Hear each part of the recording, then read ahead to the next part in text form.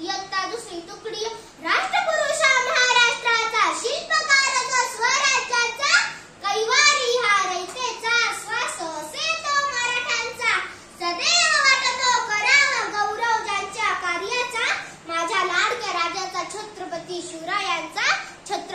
शिवरायांचा आदरणीय व्यासपीठ पूज्य गुरुजन वर्ग आणि येथे उपस्थित माझ्या बालमित्रांनो, आज मी तुम्हाला छत्रपती शिवाजी महाराजांविषयी काही 2-3 शब्द सांगत आहे. ते तुम्ही शांत चित्ताने ऐकावे अशी माझी नम्र विनंती. खरंच समजत नाही आरंभापासून प्रारंभ करावा की प्रारंभापासून आरंभ करावा. कारण ज्यांनी निसर्गालाही झुकावून स्वराज्याचे देखते स्वप्न उराशी बाळगले, अनेक अग्निदिव्य पार करून ते साकार केले.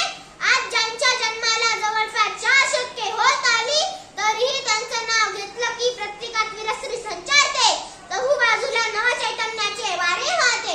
अशा या थोर विभूतीबद्दल मी पामराने काय बोलावे. तरीही एक यत्न, एक प्रयत्न, एक भावना, एक श्रद्धा, एक मुद्रा, एक मानाची वंदना माझ्या राजासाठी, राजा शिवबासाठी. दिवस होता 19 फेब्रुवारी 1630 या सोन्याच्या दिनी शिवनेरीवर तोफांचा कडकडाट झाला.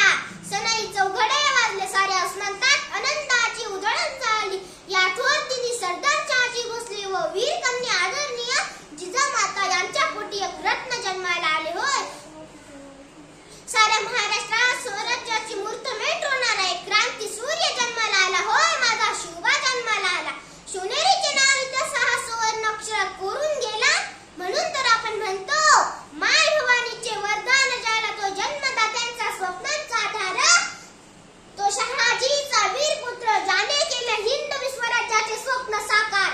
जिजाऊंना नेहमी वाटायचे माझा शिवबा शूरवीर झाला पाहिजे. या परकीय आक्रमणांना थोपवून त्याने हिंद स्वराज्य निर्माण केले पाहिजे.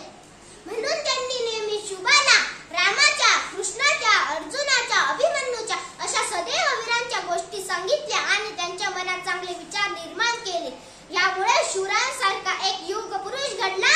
त्याच्या पाठीशी माझा प्रत्येक मावळा जीवानिशी लढला. म्हणून तर हा सोनेरी महाराष्ट्र घडला. सह्याद्रीच्या कुशीत एक हिरा चमकला, भगवा टिळा चंदनाच्या शिवनेरीवर प्रकटला. हातात घेऊन तलवार शत्रूवर गरजला, शत्रूवर गरजला.